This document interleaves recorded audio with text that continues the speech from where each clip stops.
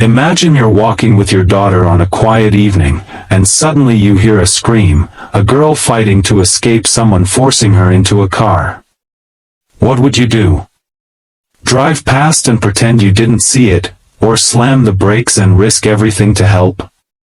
This story will shock you, move you, and maybe restore your faith in humanity. Before we dive in, please like this video and subscribe to our channel Kindness Stories if you believe standing up for others still matters.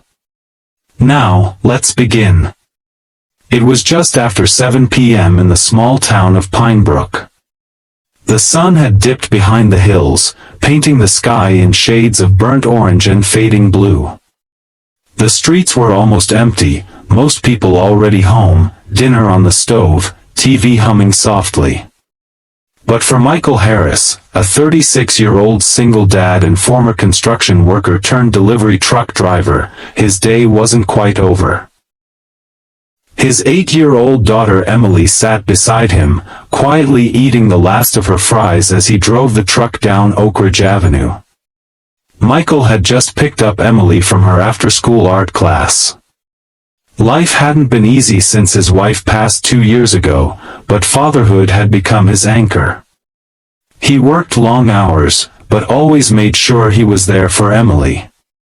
As they turned past the old gas station near the town's edge, a sudden sound shattered the evening calm, a scream. Shrill. Panicked. Desperate. Michael's eyes darted toward the noise. Just across the road, near a dark-colored sedan with its engine still running, a young girl, maybe 20 or 21, was struggling violently against a man twice her size. She kicked, thrashed, and screamed, "Let me go. Someone help me." Michael didn't think. He slammed the brakes so hard Emily nearly spilled her drink. "Daddy?" she asked, confused. "Stay in the truck. Lock the doors. Don't move," he said firmly, his eyes never leaving the scene. The man was forcing the girl toward the back seat of the car. No one else was around. No cameras. No witnesses. No time. Michael threw his truck into reverse, swung it around, and skidded to a stop right in front of the sedan, blocking the road completely. The man cursed loudly. Michael jumped down. He wasn't a superhero. Just a father who'd seen too much loss in his life to stand by while someone else screamed for help. "Back off," Michael shouted, stepping between the man and the girl. "Mind your business, old man," the guy hissed, pulling the girl's arm harder. Her eyes locked with Michael's, bloodshot, terrified, pleading. "I said let her go," Michael growled. The man smirked, took a threatening step forward, and that's when Michael reached behind into his truck and pulled out a crowbar. His hands were steady. "You have 5 seconds to let her go before I break every bone you try to raise," Michael said, voice cold. The man paused. Something in Michael's eyes wasn't bluffing. The girl used that second to break free and rush behind Michael. She collapsed, sobbing. Sirens wailed in the distance. Someone from a nearby house must have called 911. The man spat on the ground and bolted into the car, reversing furiously before hitting the sidewalk and speeding off in the other direction. Michael turned and knelt next to the girl. She was shaking uncontrollably. "It's okay now," he said gently. "You're safe." She looked at him, tears streaking her mascara. "Thank you. You saved my life." Emily peeked out from the truck window, her small face pale. Michael gave her a reassuring nod. The police arrived moments later, and the girl, her name was Lily Carter, explained through sobs how she had tried to break up with her ex-boyfriend weeks ago. He'd been stalking her ever since. Tonight, he showed up outside her part-time job at the diner and forced her into his car before she could scream. Michael stayed until Lily's parents arrived, hugging her as if they thought they'd never see her again. But it didn't end there.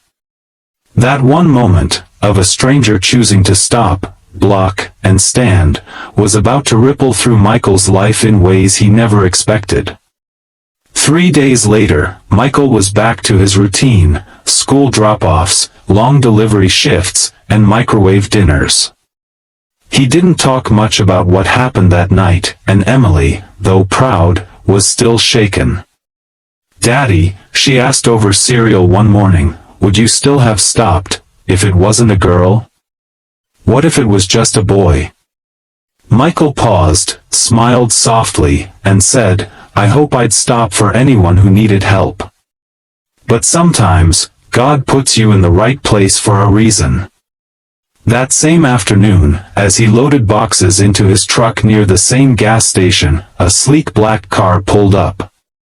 A woman stepped out, elegant, poised, and emotional. It was Lily's mother. "Mr.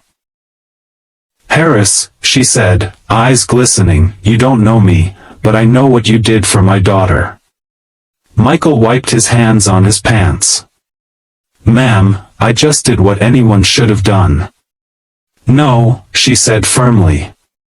"Most people would have kept driving." From the back seat, Lily stepped out.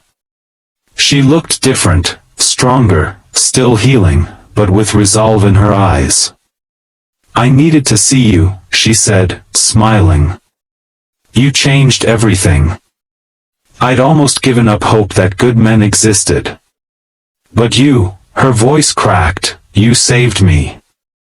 Michael looked down, embarrassed. "I'm glad you're okay. That's what matters." Lily's mother cleared her throat.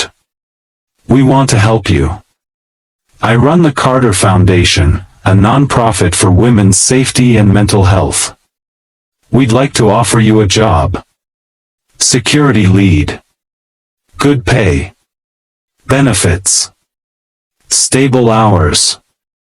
You'd have more time for your daughter." Michael was stunned. I'm just a delivery guy. I don't have qualifications for that." "You have what matters," Lily said. "Courage. Integrity. And a heart that moves before the world hesitates." A few weeks later, Michael started his new job. Emily now had her dad home for dinner. Their lives slowly filled with light again. As for Lily, she joined the foundation's public awareness team, speaking at schools, colleges, and community events about survival, courage, and the importance of strangers who care. At one of her talks, with Michael sitting in the front row, she ended her speech by saying, "Sometimes heroes don't wear badges or capes. Sometimes, they drive old trucks and stop at the exact right time." The crowd clapped, but Michael's eyes were on Emily, who beamed with pride. The world was still full of dangers. But kindness was stronger. If this story touched your heart, please like this video and subscribe to our channel Kindness Stories, where real heroes come from ordinary places. Sometimes, the smallest act of bravery can change someone's entire future.